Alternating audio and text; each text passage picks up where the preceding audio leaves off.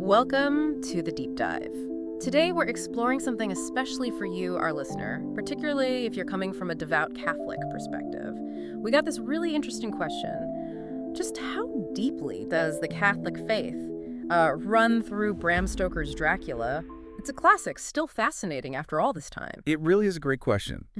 And, maybe not what you'd expect at first glance, right? A Protestant author diving so deep into Catholic faith, the imagery, even the theology. Exactly. But we've been looking at an analysis, Catholic elements in Bram Stoker's Dracula, from a pious perspective, and of course dipping back into the novel itself. And, well, the Catholic presence is surprisingly strong. Compelling, really. Absolutely. So this deep dive is specifically geared towards you, our listener, to sort of uncover those layers. How does Dracula really engage with Catholic spirituality, both, overtly and maybe more subtly? Right. Our mission, if you like, is to figure out just how important these Catholic elements are in that whole battle against the ultimate evil in the story. Okay, so where's the best place to start? Where does this Catholic influence first make itself known? Well, I think the most tangible starting point is probably the religious symbols, specifically how they're used as, actual defense against Dracula. Right. The Crucifix is a big one. Jonathan Harker, who's Anglican, gets one. And his first reaction is pretty skeptical, isn't it? He thinks it's idolatrous. Yeah, that word really stands out. It pins down his Protestant viewpoint perfectly at the start. Oh, that changes, doesn't it? It does, and that's what's so interesting. As he faces the sheer terror of Dracula, that skepticism just melts away. He actually starts feeling, and these are his words, comfort and a strength from it. That's a significant shift. It really is. It suggests maybe Stoker was hinting that when you're faced with that kind of profound evil, these spiritual tools, maybe they work beyond just specific denominations, like a universal need for something tangible. And it's not just the Crucifix. There's the Rosary, too. Remember the peasant woman? Oh, yeah. Offers Harker one as he's heading towards the castle. It's a small moment, but it says a lot about the local faith, right? Their deep belief that these things offer real protection. Exactly. It shows how culturally embedded that belief is.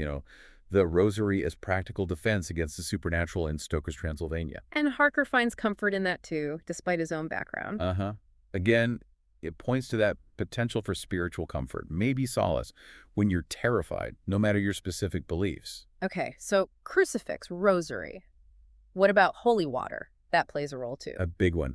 And it's used very strategically. They use it to, quote, sterilize the earth in Dracula's boxes. Right, to stop him using them as safe havens. Precisely. And if you think about Catholic belief, holy water is meant to repel evil, to purify. Stoker using it that way.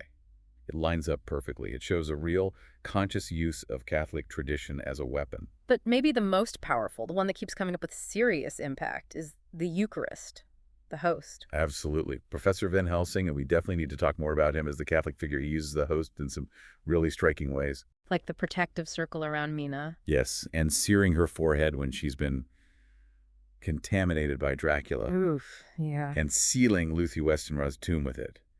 Even putting pieces of the host in Dracula's coffin and his boxes of earth.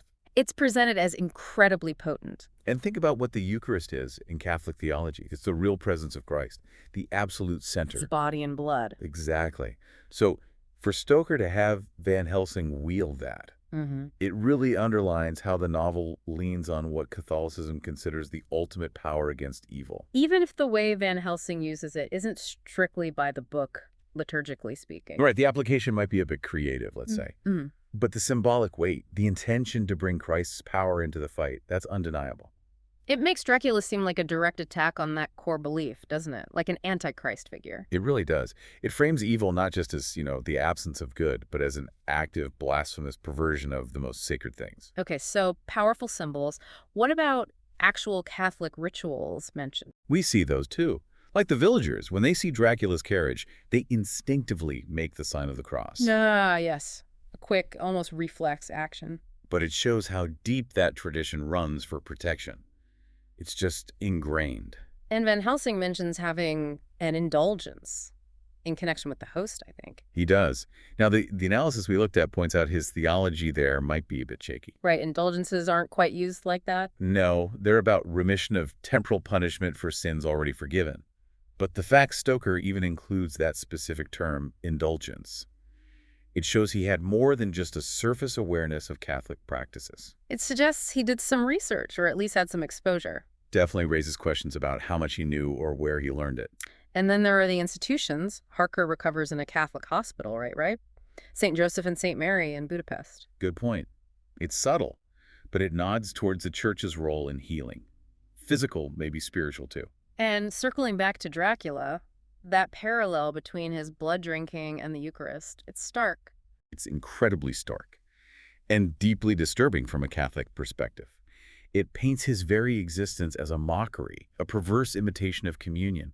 It really cements him as that Antichrist figure. So it builds this picture where Catholic faith isn't just background noise, it's a real active force against this ancient evil. Which brings us nicely to the characters, especially Van Helsing. He seems very deliberately Catholic. Oh, absolutely. Van Helsing's Catholicism isn't just incidental, it's core to who he is and what he does. You see it so clearly when he takes his own gold crucifix and puts it on Lucy's lips. A very personal devotional act. Rooted entirely in his belief in the power of that symbol, of Christ's sacrifice. And like we said, he carries the consecrated hosts constantly. He believes in their power. His methods might be a bit unconventional, selling tombs and all that. Maybe unorthodox, yeah.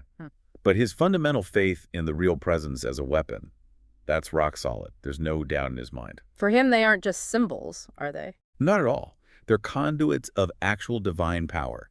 His faith gives him the framework to understand what they're facing and how to fight it. And his language reflects that, too. He talks about their fight being a sacred mission. Yes, acting according to God's own wish. He even calls them old knights of the cross. It elevates the whole thing to spiritual warfare. That religious tone is constant with him. It is. And that description of him using Catholic and superstitious principles, that's interesting too. It acknowledges how deeply held faith could intertwine with folk beliefs back then, especially when dealing with the unknown or, well, vampires. It feels like his faith is the main driver for him, pursuing Dracula, protecting people. I think it has to be. It's not just intellectual curiosity driving him, it's profound moral and spiritual conviction. So his faith gives him the why and the how. Exactly. Motivation and the main tools for defense. His knowledge of Catholic rituals isn't just trivia, it's practical know-how against Dracula's power. And it's interesting how that seems to rub off on the others. Harker, starting so skeptical, ends up relying on the crucifix.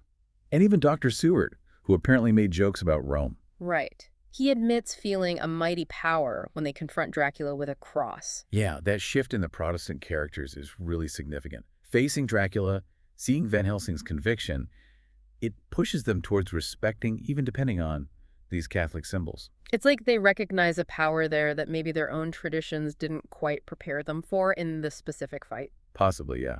And we can't forget Mina Harker.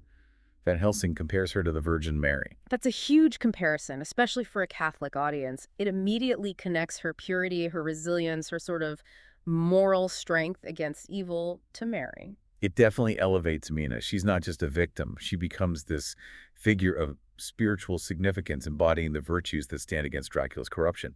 It makes you think about how Stoker saw feminine virtue in that religious context. Okay, so we have the faith, the key Catholic character. Let's really zero in on the power of those sacramentals, the crucifix, holy water, the Eucharist against Dracula in the story. Right. And just to clarify for listeners, in Catholic terms, sacramentals are like sacred signs the Church uses. They resemble the sacraments, prepare us for them, and help sanctify daily life. And Dracula absolutely portrays these three as having real power. Starting with the crucifix, its effect on Dracula is instant, right? The book says an instant change comes over him. Yeah, it's visceral. And for Harker, it wasn't just protection. It gave him, as he said, comfort and a strength. It physically repels Dracula. It's the symbol of Christ's victory over death, isn't it? Exactly. From a Catholic view, it's a reminder to demonic forces of their ultimate defeat. The power isn't just the object, it's the faith behind it and the authority it represents. And holy water used very deliberately to sterilize Dracula's earth. Making his safe spots unusable.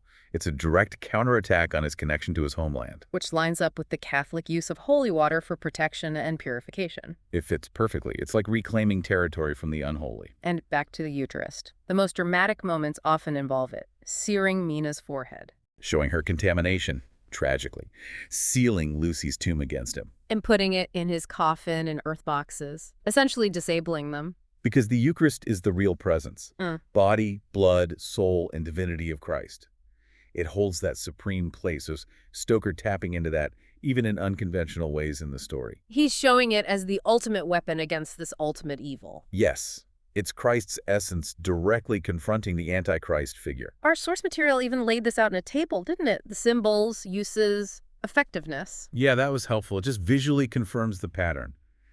Time after time, these Catholic tools are what the characters rely on, what actually works against Dracula. So putting it all together, how does the novel portray that big good versus evil struggle, specifically through a Catholic lens? Well, from that viewpoint, Dracula is clearly evil incarnate, an Antichrist figure, like we've said, perverting the Eucharist with blood drinking. Seeking immortality on earth, not eternal life in heaven. Right. Rejecting the natural God-given order. His whole existence is an offense against that Christian worldview. And the good guys, the protagonists, they find their strength in those Catholic symbols and rituals. Mina's purity linked to Mary. It really frames the fight spiritually. Absolutely. It's not just about survival. It's spiritual warfare. The focus on religious symbols, the concern for souls, it all points towards a very Catholic understanding of that battle between light and darkness. Which makes you think about sacrifice and redemption in the story, too. How do those themes play out, viewed Catholically? Sacrifice is huge. Think of Renfield, finally turning against Dracula to protect Mina, even though it cost him his life.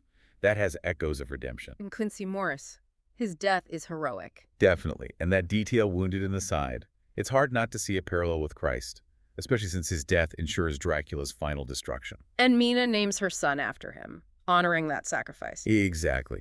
And Dracula's defeat itself feels like redemption for the land, for the people he terrorized. Good triumphing, restoring hope. Which fits with the core Christian belief in redemption through Christ's victory. It does. And even staking Lucy, which is brutal, it's framed as necessary, almost merciful, freeing her soul from Dracula's hold, allowing for potential rest and redemption. Do we see hints of actual divine intervention, God's hand at work? It's subtle, not, angels appearing, but the consistent effectiveness of the Catholic symbols. It strongly suggests their power comes from something beyond just human belief or superstition. A supernatural source. Seems likely within the story's logic. And Van Helsing truly believes they're on a divine mission, ministers of God's own wish. That reinforces the idea of providence guiding them. It's fascinating to hear what Catholic scholars make of all this. What are some key takeaways from their perspective? Well, someone like Eleanor Berg Nicholson calls Dracula a conflicted Catholic novel, Yes. deeply infused with a sacramental view of reality, despite Stoker not being Catholic himself. So, grappling with Catholic ideas in a serious way. Right. And Kevin Rush argues it's fundamentally rooted in Catholic morality and spirituality. Yeah. And that hope ultimately lies in those Catholic sacred instruments. And that idea of the anti-Eucharist seems central for them. Dracula's blood drinking as blasphemy. It's a recurring point, yeah. It really locks in Dracula as the antithesis of Christ, his whole mission, an assault on the heart of faith. And they often bring up Stoker's background, Irish heritage, his wife eventually converting to Catholicism. Yes, suggesting that personal context likely gave him a deeper familiarity, maybe even a fascination, with these themes than might be obvious at first. And consistently, these scholars highlight the Sacramentals crucifix, host, holy water, as the primary, most effective weapons. Okay, so if Catholicism holds this potent role, how does it compare to other beliefs shown in the novel, like Protestantism or folk superstitions? Well, the contrast with Harker's initial Anglican skepticism is really telling. He has to move towards relying on Catholic symbols because, in the face of this evil, they seem to work in a way his own background didn't immediately equip him for. Implying maybe that his tradition lacked something needed for this fight. The novel seems to hint at that, yeah. The Protestant characters end up depending on Van Helsing's Catholic tools. But then you also have garlic and steaks, folk remedies. Yes, and Stoker weaves those in effectively, too. They work to some extent. It shows a kind of layered approach to fighting evil, acknowledging cultural beliefs alongside formal religion. So folk stuff works, but the Catholic elements seem stronger, more definitive against Dracula himself. That's the strong impression. The crucifix, the host, holy water, they consistently have a more profound, repelling effect on Dracula. It really suggests Stoker attributed a unique, maybe ultimate power to Catholicism in this specific spiritual battle. Which, for our listener coming from a devout Catholic perspective, must make reading Dracula a particularly resonant experience, framing it as spiritual warfare. Absolutely. Dracula becomes this powerful symbol of deep spiritual evil, very much aligned with Catholic understanding of satanic forces, the malevolence, the perversion of the sacred. And the story becomes a testament to the power of faith, specifically Catholic faith as shown by Van Helsing. Exactly. His unwavering belief, the reliance on sacramentals, it highlights the importance of prayer, trust in God, especially when facing darkness. And the novel vividly shows those sacramentals, crucifix, water, host, as real, tangible expressions of faith with spiritual power. So thinking about our listener again, what theological messages might resonate from looking at Dracula this way? Well, I think it prompts reflection on, the real consequences of evil, but also the enduring hope of redemption through Christ, and the reality that spiritual warfare, that struggle between good and evil, is ongoing. The novel hits on these core Catholic themes in a really dramatic way. It really is quite something, isn't it? The sheer depth of Catholic elements in Dracula, especially given Stoker was Protestant. We've seen how central Catholic faith and those powerful sacramentals are to fighting evil in the story. And we really hope, particularly for you, our listener with a devout Catholic faith, that this deep dive has maybe opened up some new ways of looking at this classic, uncovering layers that connect with your perspective. And maybe here's a final thought to leave you with. Why does this book, written over a century ago by a non-Catholic, still strike such a chord with Catholic ideas about good versus evil, about faith against darkness? What does that suggest about how universal, maybe how deeply understood, these spiritual battles really are, perhaps even across different beliefs?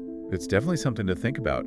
Perhaps it encourages revisiting Dracula with these ideas in mind, or even looking into some of that Catholic scholarship we mentioned. Thank you for joining us on this deep dive.